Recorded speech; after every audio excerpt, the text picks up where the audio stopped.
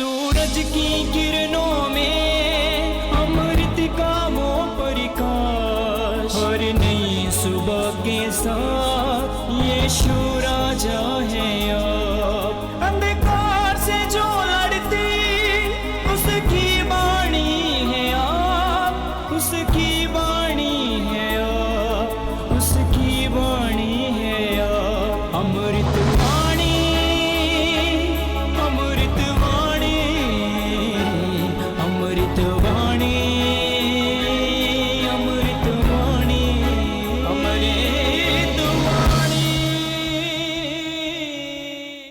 पहला पाठ सामुएल का दूसरा ग्रंथ, अध्याय 7, पद संख्या 4 से 5, 12 से 14 और 16।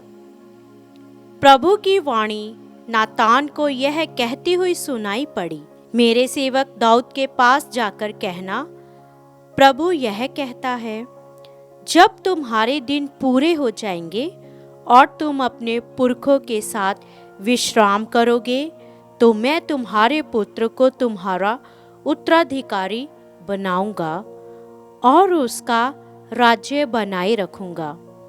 वह मेरे आदर में एक मंदिर बनवाएगा और मैं उसका सिंहासन सदा के लिए सुदृढ़ बना दूंगा। मैं उसका पिता होऊंगा और वह मेरा पुत्र होगा। तुम्हारा वंश और तुम्हारा राज्य मेरे सामने बने रहेंगे और उसका सिंहासन अनंत काल तक सुदृढ़ रहेगा। यह प्रभु की वाणी है।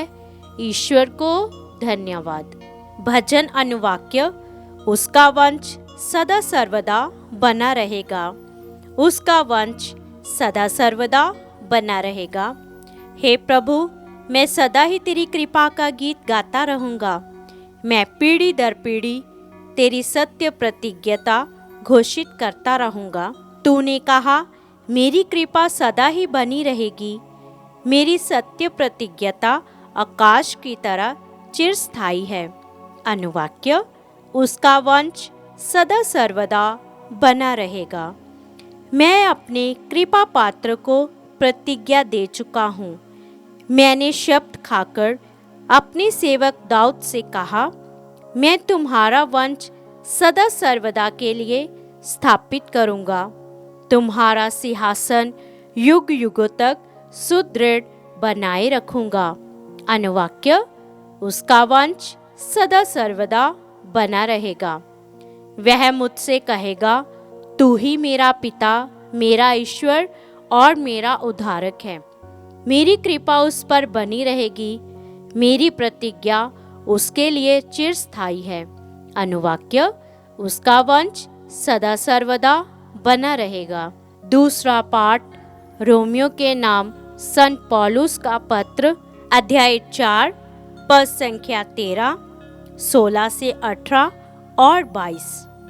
ईश्वर ने इब्राहिम और उसके वंश को प्रतिज्ञा की थी कि वे पृथ्वी के उत्तराधिकारी होंगे।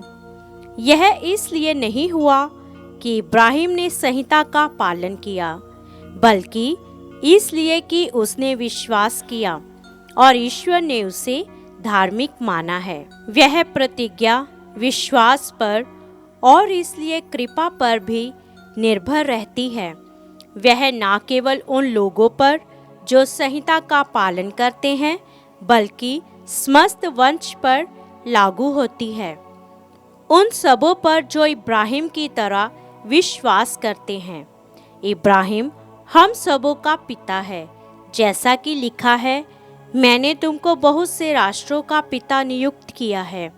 ईश्वर की दृष्टि में इब्राहिम हमारा पिता है।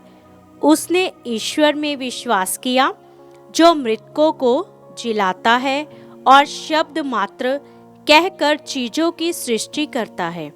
इब्राहिम ने निराशाजनक परिस्थिति में भी आशा रखकर विश्वास किया और वह बहुत से राष्ट्रों का पिता बन गया। जैसा कि उससे कहा गया था, तेरे असंख्य वंशज होंगे।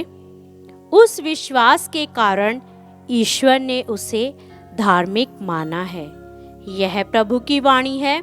ईश्वर को धन्यवाद। जय घोष। हे प्रभु, तेरे मंदिर में रहने वाले धन्य हैं, वे सदा तेरी स्तुति गाते हैं। संत मत्ती के अनुसार पवित्र सुसमाचार अध्याय 1 पद संख्या 16, 18 से 21 और 24।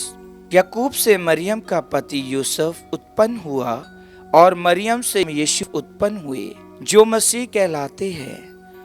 मसीह का जन्म इस प्रकार हुआ। उनकी माता मरियम की मंगनी यूसुफ से हुई थी, परंतु ऐसा हुआ कि उनके एक साथ रहने से पहले ही मरियम पवित्र आत्मा से गर्भवती हो गई। उसका पति यूसुफ उसे चुपके से त्याग देने की सोच रहा था, क्योंकि वह धर्मी था और मरियम को बदनाम नहीं करना चाहता था। वह इस पर विचार कर ही रहा था कि उसे स्वप्न में प्रभु का दूत ये कहते हुए दिखाई दिया, हे यूसुफ, दाऊद की संतान, अपनी पत्नी मरियम को अपने यहाँ लाने से नहीं डरे, क्योंकि उनके जो गर्भ में है वह पवित्र आत्मा से है। वह पुत्र प्रसव करेगी और आप उसका नाम यीशु रखेंगे, क्योंकि वह अपने लोगों को उनके पापों से मुक्त करेगा। ये सब इसलिए हुआ जिससे नबी के मुख से प्रभु ने जो कहा था वह पूरा हो जाए।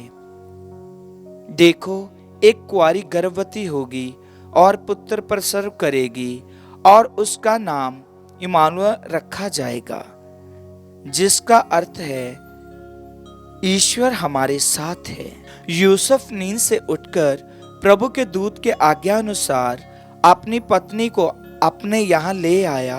यूसुफ का उससे तब तक संसर्ग नहीं हुआ जब तक उसने पुत्र प्रसव नहीं किया, और यूसुफ ने उसका नाम यीशु रखा।